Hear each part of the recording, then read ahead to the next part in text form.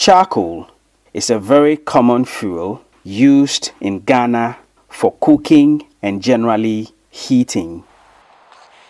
From homes to institutions to businesses, this lightweight black carbon residue is widely used. The users believe charcoal is cheaper compared to other fuel sources like electricity, gas, or kerosene.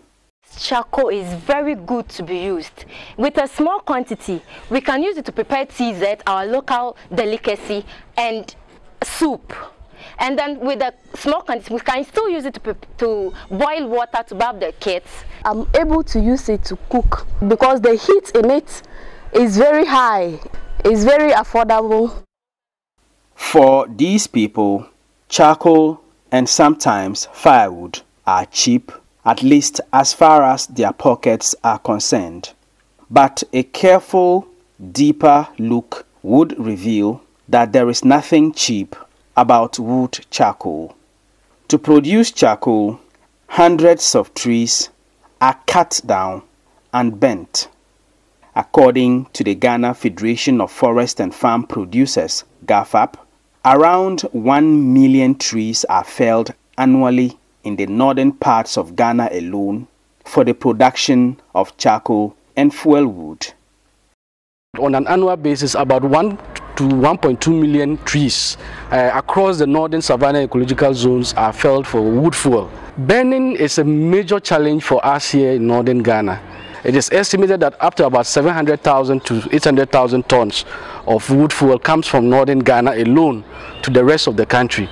You would also realize that it is northern Ghana that feeds the rest of the country in terms of wood fuel production. And so on a yearly basis, a lot of wood fuel is carted from the northern part of the country to the other parts of the country, including Kumasi, Techiman, and other parts of the country. The results of this are fast depleting forest resources across the country. Professor David Miller is the president of the Miller Institute for Transdisciplinary and Development Studies at Bolgatanga in the Upper East region.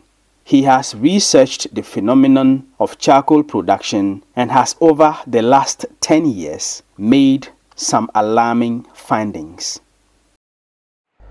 It's scary because the harvest of trees for the making of charcoal is also making a conscious drift towards the harvesting of particular trees. If you know the science of use of charcoal, normally the traders or those who are in the major users of the charcoal industry prefer charcoal that lasts longer and produces a lot more heat. And there's enough evidence to show that the shea tree is a preferred species that can meet those qualities of a very good charcoal for the purposes that charcoal is intended for. So it literally means that more and more shea trees will fall victim to the charcoal industry. This shocking trend of tree felling in the country will undoubtedly increase the threat of the effects of climate change, including intense heat, longer dry seasons, delayed rains, floods, and poor harvests. And this trend will continue unless there is an alternative to wood charcoal and fuel wood. Professor David Miller has therefore been advocating the production of charcoal or briquettes from grass, something which is already being done in other parts of the world. Recently, when there was this harvesting of rosewood, it emerged, at least in villages that I know, that the leftovers of the rosewood was also used in making charcoal. And the communities that were engaged in the harvesting of the rosewood have also realized that the rosewood trees are good charcoal producers. So gradually there's a drift into quality charcoal and the harvest of trees for this quality charcoal, which are trees that are critical to the ecosystem and to the livelihood of the people. So for me, this is the background underpinning the need to look for an alternative.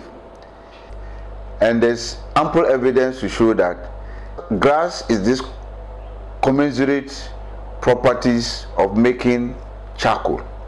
That is for us the most viable alternative. More so when grass is a predominant characteristic of the savanna and the Sahelian, Sudan and Sahel savanna regions. We have a lot of grass that we can turn around and it will serve the purposes of the need for energy. Professor Miller has been growing grass in the backyard of his university, which he uses to make charcoal. He has also shared his ideas with some of his students. Today, one of the students spent time teaching us the process of making grass charcoal. A drum is used. The top of it is open and the bottom has 5 small perforations. The drum is filled with dry grass. Fire is then set on the grass through the perforations at the bottom of the drum. It is allowed to burn for some time. Sometimes when you do that, you see that it's hot. It means the fire is coming. Yes. When the flame inside the drum goes down, the drum is covered. All openings are then sealed using mud. This prevents the content from turning into ash, a process known as charring. It is then left untouched for about 10 minutes. So you see that no air can enter as it stands. For some minutes we'll come back. Meanwhile, some starch is being prepared. Ordinary corn dough, known as mole in local parlance, can be used. It is prepared into a porridge.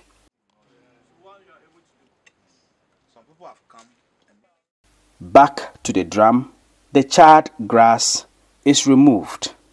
It is crushed into a powder and the starch is mixed with it.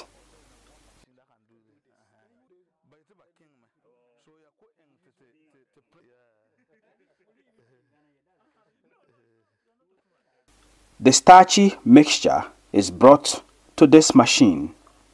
It is basically a block molding machine improvised to mold the mixture into briquettes. But first, the machine has to be oiled to make it easier for the briquettes to be removed. The process is basically the same as that of molding cement blocks.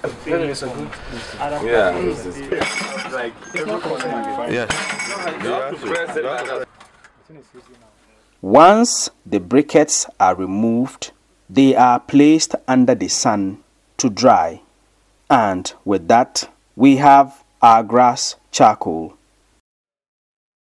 It is a bit more complex to make grass charcoal, and it may even be more expensive compared to wood charcoal, because with grass charcoal, one would require the machinery used here, thereby raising the question of whether the production of grass charcoal is economically viable.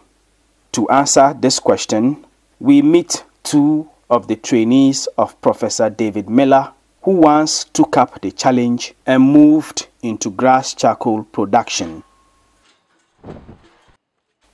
Gregory Adiba and Noah Adjaoke decided in the year 2014 to apply what they had learnt from Professor David Miller. Together, they started a company called Promas Company Limited at Navrongo in the Kassina Nankana municipality of the Upper East region and began the production of grass charcoal. I started to produce the first grass charcoal with Embleton. That was in the year 2015, early 2015, February thereabout. Then from there, I showed the results to Prof, and then this my good friend, and he's also very creative. So we looked at which ways we can move from producing one briquette using 1 milk ton to produce many. And that started with a wooden machine that could produce 4, and then it was also having problems.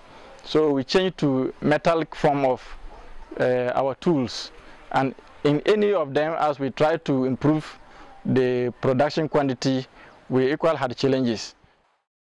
Promass Company Limited succeeded in producing some good quantities of grass charcoal, which Gregory and Noah tested on the market by supplying to some users. Vida Apuri, here in Navrongo, was one of the users of this grass charcoal. With the market on, it burns very fast. That means that you have to use a lot of money in it. But with the grass charcoal, you will use it for a very long time and it will not burn like that. So it saves money. And with the grass charcoal, there is no smoke. That means that when it's even raining, we can cook in our rooms. And Libabatu Isahak, who operates a local restaurant also in Navrongo, was supplied some grass charcoal by Gregory and Noah. She shares her experience using that charcoal. It saves money than this one, because if you buy this one, the grass one, that one lasts longer. If you compare the two together, the grass one is better than the firewood. The grass charcoal, that one, it doesn't stain hand. For this, sometimes there will be wood in the charcoal, whereby you light it, it will stain the saucepans. After that, you have to wash and clean up everything. With the grass one, that one, it doesn't stain, and there's no flame or something like that that will cause you to wash or do other things. So, if the testimonies about the grass charcoal are this encouraging, why did Gregory and Noah and their Promass company stop production? Aside grass, which is itself seasonal, that rains will come and interrupt this, and of course, if you are bringing in an innovation and then it needs to be stopped at one time, users will have a relapse. They will go back to what they were using. So we actually crafted a full factory plan where we could have been housing grass to take care of even rainy season production. Funding was a big challenge to come out with such a nice factory. That aside, the factory needed to run on a 3-phase power supply, and from our checks, we needed to have a full transformer to the land we acquired around Ghana, and that is so much a challenge. We actually looked elsewhere, but we could not get such a support. This and other numerous problems, including even these machines we are having, they easily break down because of the manual usage. We were able to automate one of them, went to Kumasi, fabricated it and brought back. In fact, that one could massively produce this grass briquettes in tons per day. So we are at that level, and we had to cut short because of the massive investment that is involved in it. Although grass charcoal may seem difficult to produce compared to wood charcoal, it is a better alternative because it will help protect trees and make use of the abundance of grass that are often seen as a nuisance and burnt in communities across the country, thereby creating another danger: bushfires. Considering that the technology for the production of grass charcoal has already been innovated and there is the opportunity to improve upon it, it will take commitment from government and private investors to make the production of grass charcoal succeed. Prosper Ahmed Amokwando is the inspector in charge of renewable energy at the Ghana Energy Commission. He believes that charcoal or briquettes have become an important export commodity. The demand for charcoal internationally or on the international market is increasing. It is increasing because of people's interest in using wood fuel, particularly in the Middle East, to grill meat. because the taste of meat is better or is more preferable than when it is used as gas. Charcoal also has other uses abroad. For instance, they use it for medicinal purposes, and they also use it for our toothpaste. So these are some of the reasons for the increase in demand for charcoal abroad. He says opportunities exist in Ghana for startups like Promas Company Limited to access support from the government to invest in charcoal production. Using grass to produce charcoal or briquette is a very laudable initiative, and it's an amazing alternative to hardwood charcoal. The Energy Commission has a regulatory framework for these alternatives. And for instance, we have regulatory framework for people who use coconut shells, waste coconut shells, to produce charcoal for both local consumption and export. So an intervention or an initiative like using grass to produce charcoal or briquette, it's something that the Energy Commission welcomes. It's something that the Energy Commission encourages. It is something that the Energy Commission will promote to increase investments in the renewable energy sector. Some of these interventions or programs include the provision of green financing scheme for people who wants to embark on projects in the renewable energy and energy efficiency sectors. Climate change refers to long-term shifts in temperatures and weather patterns. One of the leading causes of irreversible climate change is the accumulation of greenhouse gases in the atmosphere. Trees have an exceptional ability to trap and accumulate greenhouse gases, thereby saving the planet from overheating. Ultimately, deforestation contributes considerably to climate change as it deprives the environment of trees which should be helping keep the earth cool. Considering the millions of trees that are cut down for the production of charcoal and fuel wood in Ghana, investing in commercial production of grass charcoal offers enormous social, economic, and environmental benefits for the country. Grasses are annual, most of them. So if you harvest them, it means the next year they would have grown to full size for another harvest. But the tree, if it's also for the environmental management purposes, it takes long for a tree to mature to the extent that it can perform the duties that is expected to perform. Several years. And by that time, the grass will have done it several times over. So because of these advantages, it's good to make a scientific shift towards grass. But having said so, the current experience is that grass is annually bent, and it's bent for various reasons. But for me, the dominant reason that I have found as a development researcher is that it's a nuisance. It bothers them in some way, either it harbors insects or pests or some disease causing or harmful organisms and so on and so forth. And the argument is that if you now can transform that nuisance into a product of value, you will change a lot of the mindsets. And once grass shifts into the position of producing charcoal, then it creates a market for grass, because you necessarily have to procure the grass to be able to make the grass charcoal, which is referred to as grass briquettes. And that will create income or an opportunity to generate income by rural communities. And because grass has no restriction, it has no discrimination. Children can harvest and sell, women can harvest and sell, men can, everybody can literally harvest the grass and sell it to this grass market. We'll also be creating a situation of minimizing the incidence of the bushfires, what they call wildfire. In fact, the destructive aspect of the fires is always when the grasses are standing tall. You see the flames and you know that it's reaching the trees and destroying the whole environment. But I think the focus now is its role as an energy provider and as an alternative to wood fuels.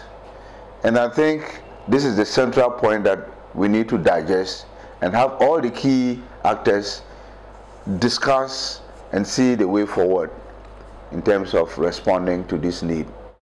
The big question is, are the government and private sector investors willing to commit substantial resources to this promising industry of grass charcoal production?